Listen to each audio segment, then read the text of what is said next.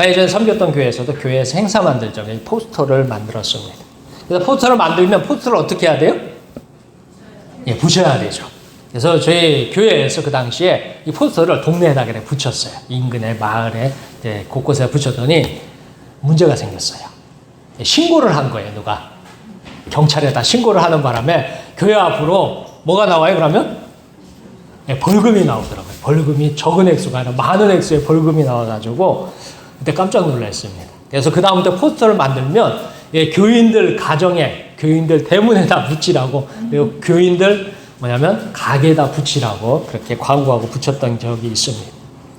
만약 한 장의 종이를 붙이고 생명의 위협을 느끼고 군대가 출동하고 세상 사람들이 욕하고 저주한다면 그 종이를 여러분들은 붙이시겠습니까? 1517년 10월 30일에 독일의 비텐베르크 교회 문에 붙은 한 장의 종이는 세상을 바꿨습니다.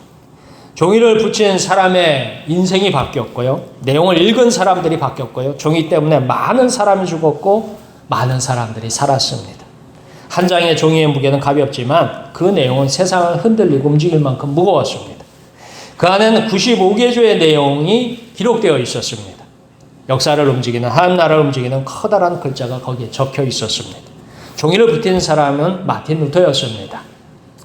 종교개혁이 일어난 시대의 사람이나 오늘을 살아가는 우리들이나 동일합니다. 그때나 지금이나 사람은 죄인입니다. 그렇게 루터에게 주신 은혜가 우리에게도 필요합니다. 이 말씀으로 우리에게 똑같은 은혜를 주시기를 축원합니다. 자, 복음은 구원을 주시는 하나님의 능력입니다. 우리 다 함께 16절 말씀 읽겠습니다. 16절 말씀. 네, 함께 읽겠습니다. 시작. 내가 복음을 부끄러워하지 아니하노니 이 복음은 모든 믿는 자에게 구원을 주시는 하나님의 능력이 됨이라. 먼저는 유대인에게요, 그리고 헬라인에게로다. 아멘. 초대교회 시절에 예수를 믿어서 구원 얻었사 복음을 전하기를 부끄러워하던 사람들이 있습니다. 그러니까 전도를 미련한 것이라고 생각한 사람들이 있습니다. 예수님 전하기를 부끄러워했던 사람들이 있습니다. 이유는 의외로 간단합니다. 올라가서 생각 표현하자면 상식적이지 않고 과학적이지 않기 때문에 복음 전하는 것을 부끄러워했어요. 누군가 복음이 무엇인가 묻는다면 성경적으로 보면 예수 그리스도에 관한 이야기입니다. 복음하면 예수 그리스도에 관한 이야기예요. 이 예수님의 이야기는 우리가 지금도 설명하지 못하는 부분이 있습니다. 바로 우리가 고백하는 사도신경에도 있습니다. 세상 사람들은 이것이 기독교의 치명적인 실수 또는 조롱거리라고 부릅니다. 여러분들 사도신경이라고도 하고 사도신조라고도 하죠. 사도들의 고백이다 뭐 이렇게 하는데 그 신앙 고백을 저희도 예배 전에 어떻게 해요? 꼭 뭐 하고 나요? 그걸 외우거나 한 번씩 읽고서 어떻게 예배를 시작을 합니다. 그러나 이것을 포기하면 우리가 믿는 예수님이 아닙니다. 이것을 전하지 않으면 우리가 믿는 하나님이 아닙니다. 근데 이 내용 중에는 세상 사람들이 조롱하는 내용이 있어요. 세상 사람들이 그래서 뭐냐면 비웃는 내용들이 있어요. 이게 뭐 어떤 내용이 있냐면 그는 성녀로 잉태되어 동정녀 마리아에게 나시고 하셨죠. 예, 거기 어떻게 잉태된다고요? 성녀로 잉태되셨다. 그리고 동정녀 마리아에게 나셨다라는 게 있고요. 또 하나는 장사된 지 사흘 만에 죽은 자 가운데서 다시 살아나셨으며 어떻게 됐다고요? 죽은 후에 어떻게 해요? 며칠 만에? 사흘 만에 어떻게 하셨다고요? 다시 살아나셨다. 어떻게 보면 상식적이지도 않고 과학적이지도 않습니다. 여러분들이 최소한 고등교육 이상 받았다면 이것이 과학적이지 않다는 건 모두 다 알 거예요.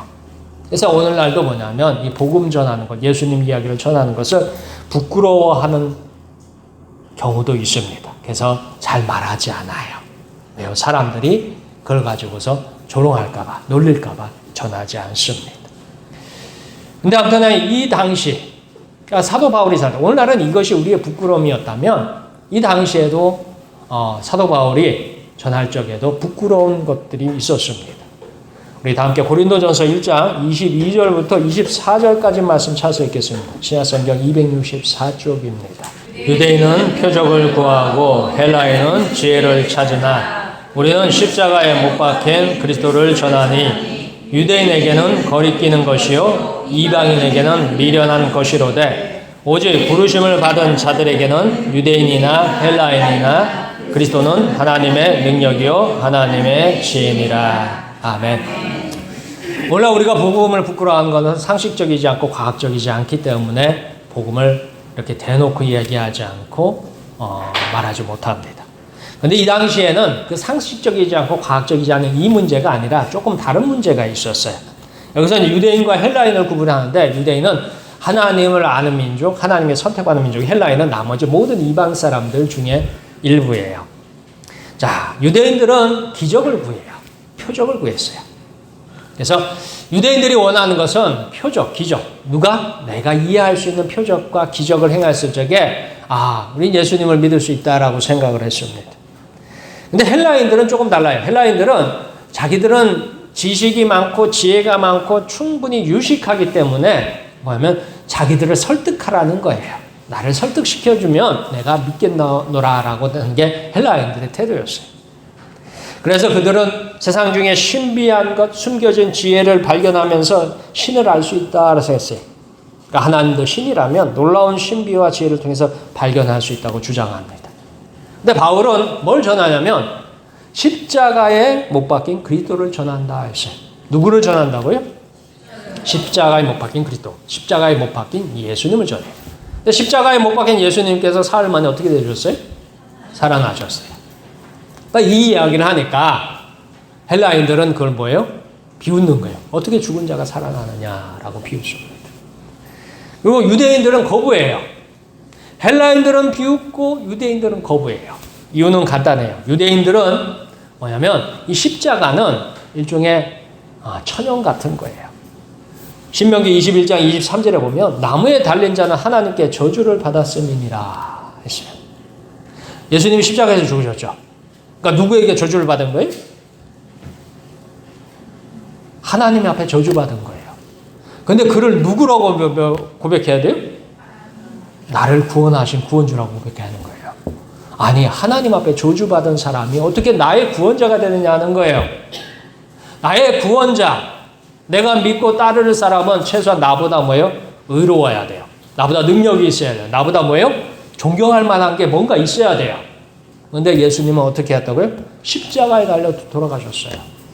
성경에 뭐냐면 나무에 달린 자마다 저주를 받았음이니라 했어요. 그러니까 유대인이 볼 적에는 하나님의 저주를 받은 사람들 내가 나의 구원자고 내가 믿고 따르고 내가 의지할 분으로 삼기에는 뭔가요? 맞지 않는 거예요.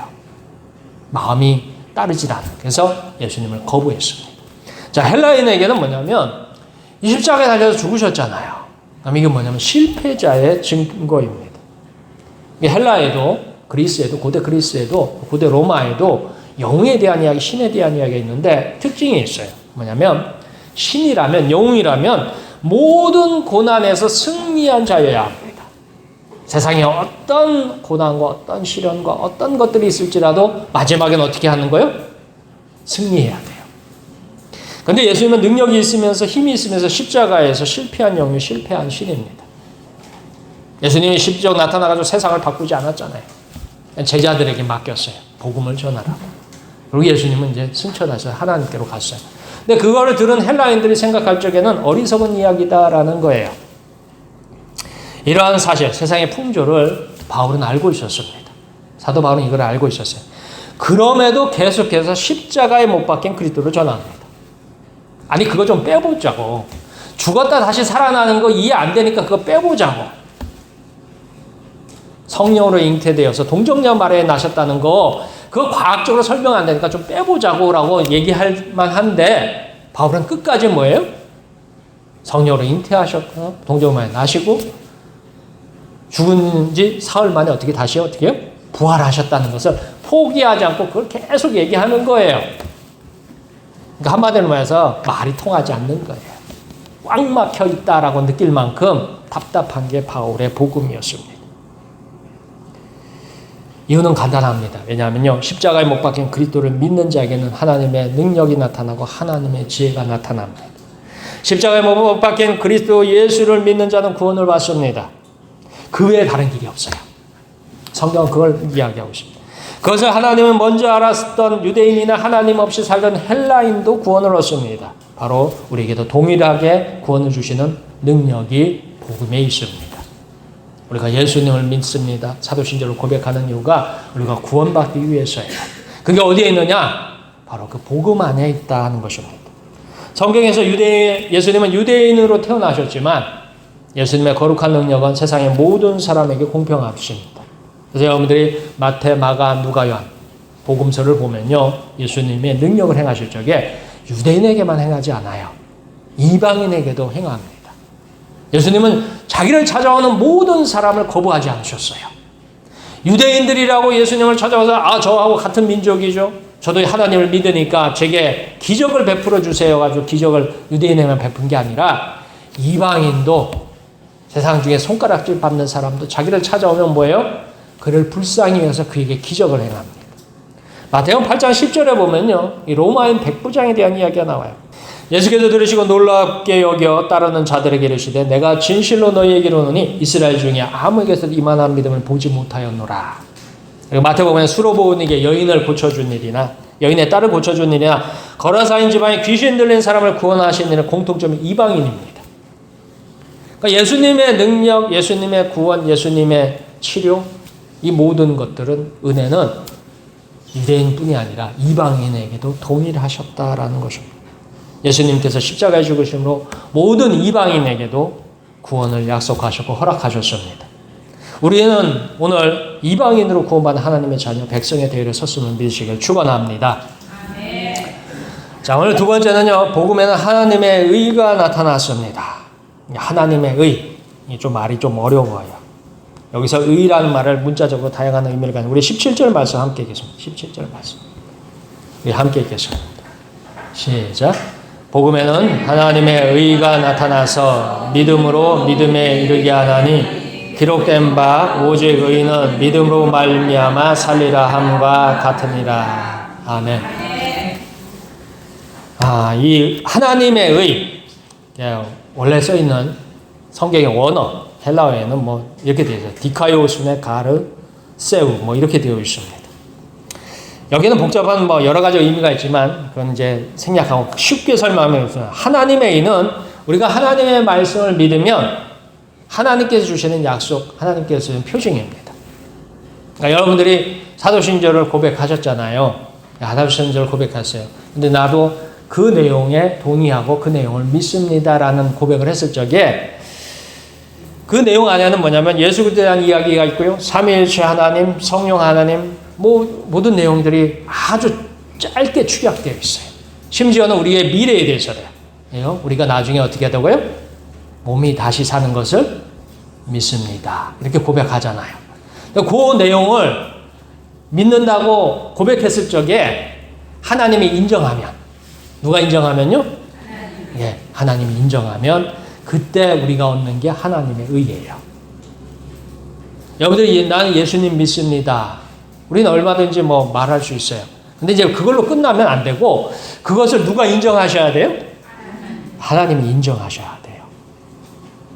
그러니까 더욱 쉽게 표현하면 하나님께서 예수님을 통해서 하신 일을 믿습니까? 확신합니까? 신뢰합니까? 라고 물었을 적에 세례교육 할 때 그러죠. 이렇게 물으면 뭐라고 대답하라고 해요? 예. 또는 뭐라고 대답해요? 아멘이라고 대답하라고 하잖아요. 그러니까 본인 생각에는 동의 못해도, 본인 마음은 동의 못해도 세례 받으려면 어떻게 해야 돼요? 예라고 하고 아멘이라고 해야 돼요. 공식적으로 그렇게 해야 세례를 주는 절차가 바르니까. 근데 자기는 아무리 생각해도 그게 안 되는 거야. 아무리 생각해도 나는 이게 믿어지지 않는다, 의심된다 하면은 해도 어쨌든 대답했을 적에 요 대답을 했어요. 자기는 의심하는데 대답을 했어. 그런데 이제 문제는 뭐냐면 하나님께서 들으시고 야, 너 대답이 맞아. 인정해 줄게 했을 적에 그가 얻는 것이 하나님의 의예요. 근데 하나님이 인정을 못 받으면 어떻게 해요? 의가 없는 거죠. 혹시 예수님 생각하고 하나님 생각하면 무엇인가 마음속에 무엇인가 움직이는 게 있나요? 이게 참 어려워요. 예수님 생각하면 하나님 생각 마음속에 움직이는 이 참 어려운 이야기입니다. 이게 사도 바울이 얻은 확신입니다. 마틴 루터가 경험한 감동입니다. 그리고 우리를 앞서 살아갔던 많은 그리스도인이 받은 은혜입니다. 자, 사도 바울도요, 마틴 루터도 앞에 많은 그리스도인이 받았어요. 이제 다음은 누구 차례예요? 우리 차례예요, 우리 차례. 우리 차례예요. 우리가 똑같은 감동과 똑같은 동의함과 똑같은 것을 받아야 돼요. 은혜를. 자, 이 말을 이유하기 위해서 우리가 성경의 말씀 한 곳을 찾을 수 있겠습니다. 다 함께 창세기 15장 2절에서 7절까지 말씀 찾을 수 있습니다. 구약성경 18쪽입니다. 아브라함이 이르되 주 여호와여 무엇을 내게 주시려 하나이까? 나는 자식이 없사오니 나의 상속자는 이 다메섹 사람 엘리에셀이니이다. 아브라함이 또 이르되 주께서 내게 씨를 주시 아니하셨으니 내 집에서 길린 자가 내 상속자가 될 것이니이다. 여호와의 말씀이 그에게 임하여 이르시되 그 사람이 내 상속자가 아니라 내 몸에서 날 자가 내 상속자가 되리라 하시고 그를 이끌고 밖으로 나가 이르시되 하늘을 우러러 무뼈를 셀 수 있나 보라. 또 그에게 이르시되 내 자손이 이와 같으리라. 아브라함이 여호와를 믿으니 여호와께서 이를 그의 의로 여기시고 또 그에게 이르시되 나는 이 땅을 내게 주어 소유를 삼게 하려고 너를 갈대아인의 우르에서 이끌어낸 여호와니라. 아멘. 자, 창세기 말씀까지 돌아간 이유가 여기에 보면 의에 대한 최초의 성경의 기록이 있습니다. 하나님께서 아브라함에게 상급을 주시겠다, 선물을 주시겠다고 약속을 합니다. 그러니까 아브라함이 하나님이 나한테 상을 주겠다고 하니까 아브라함이 가만히 생각해봐서 내가 무슨 상을 받을까 생각했다가 생각난 게 있는데 상속자를 요구합니다. 그러니까 아들을 요구해요. 근데 이제 이때 나이가 아브라함이 100세를 앞두고 있어요. 한 97세나 98세? 아무튼 95세가 넘은 올라가지고 할아버지죠. 근데 뭘 달라고요? 아들을 달라고 하는 거예요. 부인이 그러면 젊으냐? 부인도 이제 90대를 앞두고 바라보고 있어요.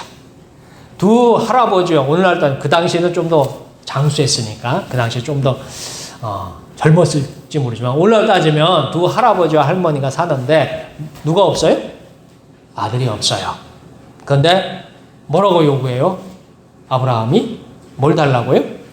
아들을 달라고 해요. 누구에게요? 하나님께. 하나님께서 내가 너한테 상을 주겠다. 그동안 말 잘 듣고 내가 지시한 대로 다 했으니까 내가 너한테 상을 주겠다 하니까 아브라함이 가만히 생각해 아들을 주세요 라고 하는 이야기를 합니다.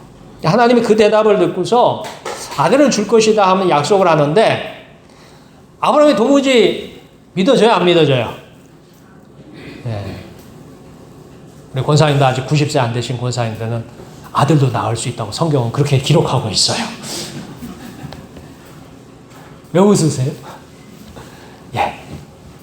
어떻게 그런 일이. 뭐 이렇게 하죠. 근데 아브라함도 이게 불가능하다는 걸 본인도 알고 있어요. 근데 하나님은 그를 데리고 나가서 하늘의 별을 보라고 해요. 하늘의 별을 보니까 별이 많아요, 저거요? 아주 많은 거예요. 그래서 아브라함에게 하는 말이 뭐예요? 내 자손들이 얼마만큼 될 것이라고요? 그 별과 같이 많은 자손이 내 몸에서 태어나리라 하여 하나님의 약속이에요. 근데 아브라함이 그 소리를 듣고 갑자기 성경은 어떻게 되냐? 그 소리가 믿어지더라 하는 거예요. 어떻게 되더라고요? 믿어지더라. 아브라함이 바보여서 믿어졌을까요? 어리석어서요? 세상을 너무 몰라가지고요? 아니에요. 아브라함은 충분히 살 만큼 살았고 똑똑하고 나름대로 지혜도 있고 경험도 있어요.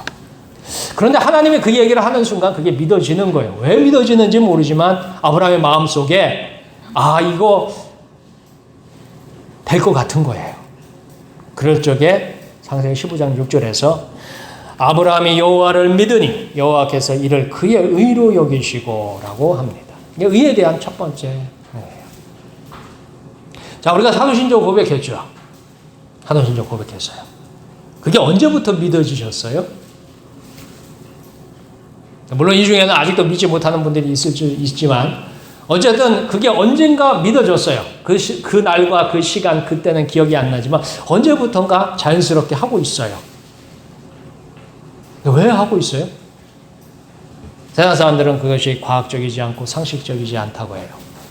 근데 언제부턴가 내가 그거를 하고 있는 거예요. 물론 그 중에는 언젠가 때가 되면 내가 교회를 떠나리라 이렇게 생각하시는 분들이 계시겠지만 어쨌든 그걸 하고 있는 거예요. 이유가 뭐냐? 여러분들 안에 하나님이 믿음이란 선물을 주셨어요. 뭘 주셨다고요? 믿음. 정확하게 말하면 성령님이 여러분 안에 들어가서 여러분 안에다가 믿음이라는 선물을 주신 거예요.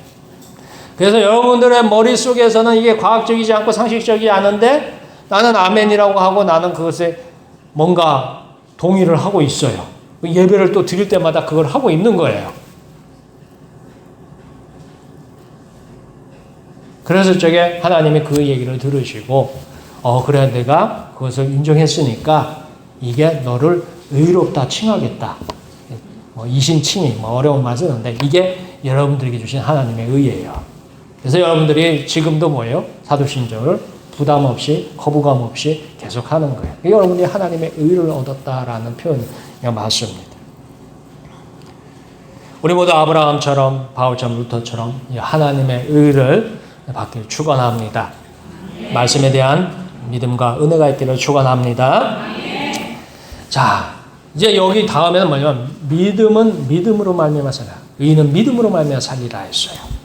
이제는 우리 차례입니다. 자, 의인은 믿음으로 살리라 했습니다. 이 말씀처럼 이제 우리가 의인이라는 징표, 확신, 은혜가 있어야 합니다. 자, 우리가 예수 그리스도에 대한 고백을 했을 적에 언제가 모르지만 우리는 그건 아멘으로 받고 언제가 모르지만 그것을 갖다 우리는 믿음으로 받았어요. 믿음을 하나님께서 여러분들 안에다 선물로 주셨습니다. 그래서 이 믿음이 있으면 구원을 받았고 영원한 생명을 얻은 것입니다. 하나님의 자녀가 된 것이고 하나님의 백성을 살고 있습니다. 말은 많지만 좀 쉽습니다. 예수님이 믿어지십니까? 일단 눈치껏 아멘 하셔야죠. 자, 예수님 믿어주세요. 네. 예수님께서 우리를 위해서 십자가 지셨음을 인정하셨습니까? 우리 다 함께 17절 말씀입니다. 17절 말씀. 다시 읽겠습니다. 시작. 복음에는 하나님의 의가 나타나서 믿음으로 믿음에 이르게 하나니 기록된 바 오직 의인은 믿음으로 말미암아 살리라 함과 같으니라. 아멘. 자, 오늘 성경에서 이제 믿음은 믿음으로 믿음에 이르게 한다. 이 믿음은 우리가 만든 것이 아닙니다. 우리가 원한 것도 아니고 오직 하나님께서 주신 믿음이 우리로 하여금 주실 영생과 구원에 이릅니다. 그러니까 여러분 안에 최초로 생겨난 그 믿음은 여러분이 머리로 만들어낸 믿음이 아니에요. 여러분이 감정으로, 여러분의 생각으로, 여러분이 경험으로 만들어낸 게 아니라 하나님께서 여러분 안에다가 믿음이라는 것을 심었어요. 성령께서 오셔가지고 여러분의 마음속을 바꿔버렸어요. 여러분들이 리모델링이라는 거 아시죠? 제가 이걸 할 때마다 설명하는데 리모델링이 뭐예요? 본래 집이 있는데 집을 살다가 좀 삶이 좀 더 편하게 살고 좀 더 좋게 살고 싶어가지고 어떻게 하는 거예요? 어떻게 하는 거예요? 그 집을 고치는 거잖아요. 근데 기본적인 구조는 어떻게 해요? 남겨놓고 주로 어디를 많이 고쳐요? 예, 내부를 싹 고치잖아요. 대부분 내부를 싹 뜯어 고쳐요. 근데 겉모습은 같을지라도 속은 달라요? 틀려요? 다르잖아요. 하나님의 성령이 여러분의 안에 오셔가지고 여러분들로 하여금 예수 그리스도를 믿도록 여러분의 마음속을 싹 뜯어 고친 거예요. 이게 믿음이에요. 그래서 머릿속에는 성령으로 잉태된 동정녀 마리아에게 나셨다라는 게 과학적이지 않죠? 상식적이지 않아요. 십자가에 죽으시고 다시 사흘 만에 부활하셨다. 과학적이지도 않고 상식적이지도 않아요. 그런데 왜 나는 아멘하고 있을까요? 나는 왜 그 예수님을 믿고 있을까요? 왜요? 여러분들 마음속이 고쳐졌기 때문이에요. 성령께서 오셔가지고 믿음을 가지고 여러분의 마음을 확 뜯어 고치셨어요. 그래서 여러분의 마음은 뭐예요? 여러분의 생각과 지식과 경험과 다르게 그냥 아멘이라고 대답하고 있는 거예요. 자, 이게 이제 여러분들한테 일어난 일입니다. 자, 그러면 이제 이 믿음이 와서 이제 어떤 일을 하냐면 이렇게 되어 있어요. 우리 마음에 심어주셨죠. 우리 영혼의 자리를 잡았습니다. 그렇게 이 하나님께서 주신 믿음이 하는 일이 있습니다. 요한복음 1장 12절 13절에 이렇게 되어 있어요. 영접하는 자 곧 그 이름을 믿는 자들 하나님의 자녀가 되는 권세를 주셨으니 이는 혈통으로나 육적으로나 사람의 뜻으로 나지 아니하고 오직 하나님께로부터 난 자들이니라. 내가 아멘이라고 대답했을 적에, 내가 예수님을 믿는다고 대답했을 적에 그때 여러분들은 새로 태어났어요. 거듭났어요. 누구에 의해서요? 바로 하나님으로부터 여러분이 태어난 거예요. 성령으로 말미암아 여러분이 태어난 거예요. 자, 그러면 이제 우리가 있어요. 예수님을 믿으십니까? 하고서 아멘 했잖아요. 그럼 여러분이 기도할 적에 하나님을 누구라고 불러요? 아버지라고 불러요. 하나님 아버지. 여러분도 아버지 있죠? 돌아가셨어도 아버지는 있어요. 근데 그분도 아버지인데 하나님도 뭐라고 불러요? 아버지라고 불러요. 여러분이 하나님 아버지를 갖다 아주 자연스럽게 합니다. 이게 뭐냐면 믿음이 여러분의 안에 왔을 적에 여러분이 그 믿음에 동의한 거예요. 자, 여러분들이 예수를 믿으십니까? 했을 적에 이해하고 아멘이라고 대답하면 여러분이 뭐 하냐면 그 예수님에 대한 이야기, 여러분 사도신조의 내용에 내가 동의한 거예요. 근데 우리에게는 하나님이 우리를 만드실 때 기가 막히게 잘 만들어 놨어요. 얼마나 잘 만들어 놨냐면 우리에게 주신 하나님이 주신 기가 막히게 만들어 주신 것 중에 하나가 자유예요. 자유. 그 자유의 하나는 뭐냐면 하나님을 거부할 자유도 있어요. 하나님의 말씀을 거절할 자유도 주셨어요. 그래서 뭐예요? 살아가는 사람들 중에는 하나님의 말씀을 거절하고 거부하는 거예요.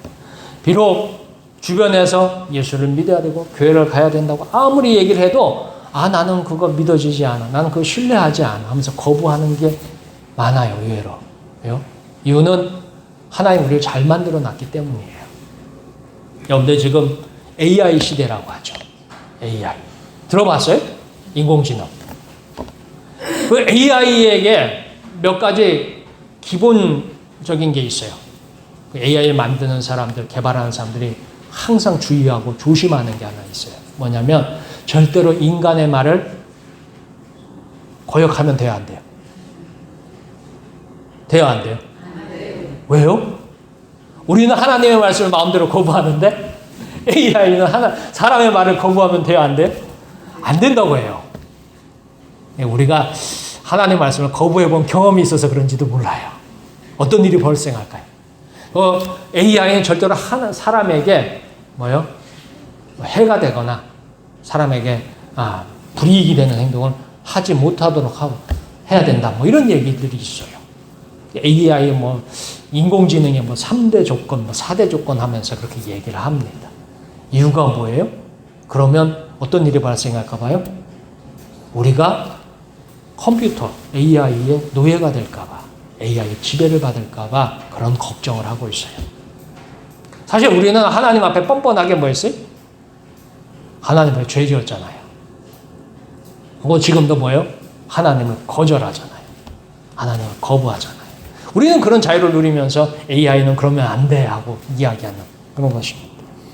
자, 예수 그리스도에 대한 이야기가 여러분 안에 들어왔어요. 여러분들이 그것을 믿음으로 아멘이라고 대답하고 예라고 대답했어요. 그러면서 그 대답을 한 사람에게 하나님은 뭐냐면 구원과 영생을 주셨어요.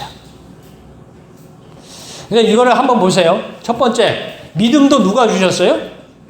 하나님이 주셨어요. 우리는 다만 그 믿음에 대해서 뭐만 하면 돼요? 동의 절차만 하면 돼요. 그러면 그 다음에 뭐도 주셔요? 구원도 주시고, 그 다음에 뭐예요? 영생도 주시고, 그 다음에 뭐예요? 천국까지. 주세요, 안 주세요? 예. 보통 이런 걸 보면 여러분들이 가끔 이렇게 어떤 특별 행사 같은 데 가보면 가전제품 같은 거 사거나 보험 같은 거 가입하면 그러잖아요. 이거 가입하면, 이거 사인하면 뭐도 주고, 뭐도 주고, 뭐도 주고, 뭐도 주고. 이거 있어요, 없어요? 경험해 보셨구나. 특별한 기간에 특별한 세일 한다면서 막 세상 사람들이 선전하면 이거 하나만 가입하시면 이것도 주고 저것도 주고 이것도 주고 저것도 사은품에 이런 포인트에 이렇게 쫙 줘요. 그러면 또 남자들은 별로 관심이 없는데 남자들이 관심 있는 사람들이 있을 수 있어요. 근데 별로 관심 없는데 이런 데 관심 많은 사람들 의외로 많아요. 그래서 준다는 게 많으니까 어떻게 해요? 얼른 사인하고서 가입하잖아요. 우리 하나님도요, 우리를 자녀로 삼았어요. 여러분들 자녀 키우면서 경험하잖아요. 자녀들한테 주고 다 주잖아요. 맞아요, 틀려요? 다 줘요. 다 줘요, 다. 나중에는 이제 뭐냐면 세상을 떠날 때는 가지고 있는 걸 몽땅 다 주고 떠나잖아요. 하나님도 우리에게 첫 번째, 우리가 도무지 예수님을 알지 못하고 믿지 못하니까 첫 번째 뭘 주셨어요? 믿음을 넣어주셨어요. 그 믿음이 우리 안에서 우리 마음을 자꾸 움직여요. 그래서 내가 그 믿음을 듣고 그 믿음대로 이해하고 아멘하고 대답하면 하나님이 다음 것들을 다 주셔요. 뭐를요? 구원을 해주시고 영생을 주시고 천국까지 주셔요. 그뿐이 아니라 여러분들이 살아가는 모든 삶에 뭐예요? 성령님께서 오셔가지고 다 코치를 하세요. 이게 하나님이 우리에게 주시는 일입니다. 마치 여러분들 고구마를 캐보면, 이게 고구마, 우리 권사님들은 고구마 캐보셨죠? 젊은 분들은 어떻게 캐보셨는지 모르겠어요. 고구마를 캐보면 고구마의 특징이 이렇게 줄기가 있어요. 원줄기가 있어서 땅에 뿌리가 박혔는데 이 뿌리가 쭉 뻗어 있어요. 그럼 그 뿌리를 잡고서 어떻게 해요? 살살살살 당기면 고구마들이 어떻게 해요? 그 뿌리에 달려있는 고구마들이 줄줄이 나오잖아요. 하나님의 은혜가 이래요. 하나님은 믿음을 주시고 구원을 주시고 영생을 주시고 천국까지 주시고 그리고 살아가는 동안 우리의 필요한 것들을 계속해서 공급하시는 분이 하나님이에요. 그래서 이 구원에 대해서 표현할 적에 예전에 이제 신학자들이 그런 말을 합니다. 오직 은혜로, 오직 말씀으로, 오직 믿음으로 구원을 받는다라고 가르쳐요. 자, 이런 부분들은 이제 지식적인 부분입니다. 교리적인 부분이고 좀 딱딱한 부분. 아마 이러한 내용을 여기 계신 분들이 수십 번, 수백 번 들었을 수도 있어요. 그러면 얼마나 머릿속에, 마음속에, 영혼에 남아있느냐 묻는다면 흔적 정도 남아있을 것입니다. 아마 오늘 들었던 설교 내용도요, 일주일 지나면 다 지워질 것입니다. 일주일 지나면 웬만한 건 다 지워져요. 웬만한 다 남지 않아요. 그래서 제가 설교하기가 편해요. 왜요? 설교해도 다음 주 되면 어떻게 해요? 다 잊어버렸으니까. 다 까먹었으니까. 그러니까 설교하기가 편한 거예요. 여러분이 다 기억하고 있으면 설교할 때 조심해야 되잖아요. 근데 여러분이 또 일주일 지나면 또 자연스럽게 또 다 잊어먹습니다. 자, 그러면 어떻게 해야 하느냐 하는 거예요. 오늘 들었던 내용을 머릿속에서 마음속으로, 영혼 속으로 연결하는 방법이 있습니다. 제가 여러분들한테 강조하죠. 여러분들한테 이제 기도 수첩을 이렇게 나눠드렸어요. 자, 올 안에 기도 수첩을 나눠드린 이제 10월 마지막 주잖아요. 제가 2월 첫째 주부터 와서 전했으니까 10월 마지막 주인데 기도 수첩 적어놓은 것 중에 응답받은 게 하나라도 있으신 분 손 들어보셔요. 응답받은 게 하나라도 있다. 셋, 넷, 다섯. 예. 나머지 분들 뭐예요? 응답받는 게 없어요. 이래서 큰일이에요, 이래서. 여러분, 응답 받으셔야 돼요. 왜냐하면, 하나님, 예수님, 성령님, 너무나 크신 분이기에, 우리가 보지 못하고, 듣지 못하고, 만지지 못합니다. 그럼에도 하나님께서, 예수님께서, 성령님께서 우리를 찾아오실 수 있습니다. 제가 기도 시험을 자꾸 왜 강조하냐면, 제가 설교하는 게 여러분이 들을 적에는 나하고 상관없다 생각하시면 잔소리가 돼요. 교회 학교와 우리 청소년 예배 때 끝나고서 가끔 물어봐요. 학생들한테. 목사님 설교가 이해가 되냐 하면 모르겠대요. 모르겠대. 그래서 관심이 없는 거냐 아니면 이해가 안 되는 거냐 했더니 관심도 없지만 이해도 안 된대요. 그럼 너 왜 나오냐 했더니 하는 말이 할머니 때문에, 엄마 때문에 이러고 있어요. 왜냐면 결국은 뭐예요? 목사님 이야기가 결국은 잔소리라는 소리예요. 엄마 잔소리하고 목사님 잔소리가 어떻게 해요? 동급이에요. 그래서 교회 나와서 잔소리 듣다가 어떻게 해요? 집에 가는 거예요. 네, 여러분들도 하나님, 예수님, 성령님에 대한 여러분들 신앙과 믿음과 확신이 없으면 결국은 이 시간에 잔소리 듣는 시간뿐이 안 돼요. 여러분들이 헌금까지 내면서 잔소리 들을 이유는 없잖아요. 교회 나와가지고 헌금까지, 내 돈까지 내면서 목사님한테 잔소리 들을 이유는 없잖아요. 그래서 왜냐하면 여러분들이 기도수첩을 주는 하는 이유가 이 기도수첩에 응답한 방식으로 또 하나님이 성경에 우리를 만나는 공식적인 방법들이 약속해 놓은 게 있어요. 기도의 응답, 그리고 예배에서는 뭐냐면 내 이야기를 듣는 것 같은 쪽에, 그 찬양에서는 거룩한 경험으로, 말씀에서는 머리를 깨우치는 밝음으로 찾아오십니다. 근데 여러분들이 그 하나님에 대한 만남이 있어야 돼요. 하나님에 대한 경험이 있어야 돼요. 그래야 여러분들이 뭐냐면 내가 하나님의 자녀고 내게 영생과 구원과 천국이 있다라는 것, 그것을 확신을 가질 수 있어요. 나는 하나님의 자녀인가 아닌가 자꾸 헷갈리고 흔들리면 큰일입니다. 현재 우리는 그 길을 가고 있습니다. 오래전 사도 바울이, 마틴 루터가, 그리고 지금은 우리가 가고 있습니다. 여러분들이 기도수첩을 적으셔가지고 기도하면서 응답받으시길 주의 이름으로 축원합니다. 이 예배 시간에 말씀을 들을 적에 그 말씀이 잔소리가 아니라 내 이야기처럼 들리길 주의 이름으로 축원합니다. 여러분이 찬송을 부를 적에 하나님의 거룩을 경험키를 축원합니다. 근데 말씀을 볼 적에 여러분의 머리가 밝아지는 하나님의 거룩한 빛이 비추길 주의 이름으로 축원합니다. 그래서 이 방법으로 여러분들이 하나님을 만나시길 주의 이름으로 축원합니다. 그래서 흔들리는 것이 아니라 오늘 성경에 이르는 것처럼 의인은 믿음으로 살리라. 우리가 하나님 앞에 인정받아서 믿음으로 살고 구원받으며 영생과 천국을, 우리 하나님께서 약속하는 수많은 약속들과 축복을 모두 누리는 우리 목포 서부교회 교우들 되게 주의 이름으로 축원합니다. 기도하겠습니다.